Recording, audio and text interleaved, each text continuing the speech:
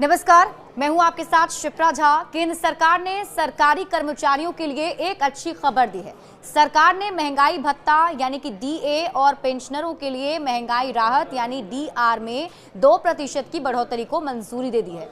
ये बढ़ोतरी 1 जनवरी से लागू होगी और इससे लगभग 48.66 लाख सरकारी कर्मचारियों और 66.55 लाख पेंशनरों को फायदा होगा। सरकार के अनुसार महंगाई भत्ता और महंगाई राहत में बढ़ोतरी से सरकारी खजाने पर हर साल करीब 6,614.04 करोड़ रुपए का अतिरिक्त बोझ पड़ेगा। महंगाई भत्ता और महंगाई राहत में ये बदलाव इसलिए किया गया है क्योंकि इनकी दरों में साल में 2 बार बदलाव होता है। एक बदलाव आमतौर पर मार्च में होता है और दूसरा दिवाली से पहले अक्टूबर में किया जाता है।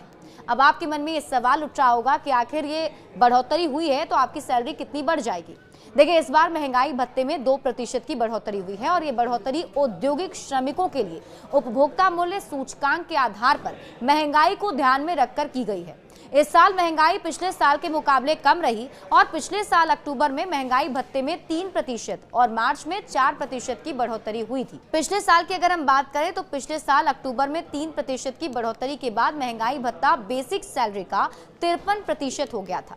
अब 2% की बढ़ोतरी के बाद ये बेसिक सैलरी का 55% हो गया है। इसका मतलब है कि अगर किसी कर्मचारी की बेसिक सैलरी 10,000 रुपए है तो उसे अब महंगाई भत्ते के रूप में 5500 रुपए मिलेंगे और बढ़े सैलरी जो है वो बढ़ जाएगी।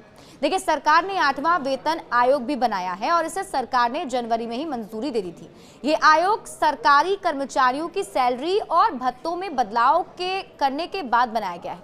उम्मीद है कि जल्दी आयोग के अध्यक्ष और सदस्यों की नियुक्ति हो जाएगी। डीए और डीआर में बदलाव तो साल में 2 बार होता रहेगा, लेकिन ये शायद आखिरी बदलाव होगा क्योंकि इसके बाद आयोग अलग अलग लोगों से बात करके अपनी रिपोर्ट तैयार करेगा। कर्मचारी संगठन ये भी चाहते हैं कि डीए और डीआर को बेसिक सैलरी में मिला दिया जाए। उनका ये कहना है कि ऐसा करने से कर्मचारियों को ज्यादा फायदा मिलेगा।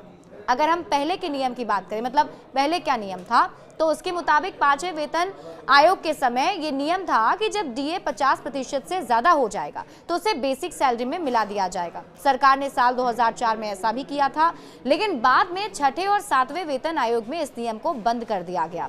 कर्मचारी संगठन चाहते हैं कि सरकार फिर से उसी नियम को लागू करे। उनका कहना है कि इससे कर्मचारियों को बहुत फायदा होगा। कर्मचारी ये चाहते हैं कि अगले वेतन आयोग की रिपोर्ट लागू होने से पहले डीए और डीआर को बेसिक सैलरी में मिला दिया जाए। हालांकि देखना होगा कि इस पर क्या जो है एक्शन या फिर क्या रुख किया जाता है, सरकार की तरफ से क्या अख्तियार किया जाता है। लेकिन अच्छी खबर यह है कि जो सरकारी कर्मचारी हैं, जो सरकारी पेंशनर हैं, उनके लिए अच्छी बात यह है कि उनकी जो सैलरी है, उनका जो पेंशन है, अब बढ़ जाएगा। बड़े अपडेट्स के लिए आप जुड़े रहिए न्यूज़ 18 बिहार झारखंड के साथ।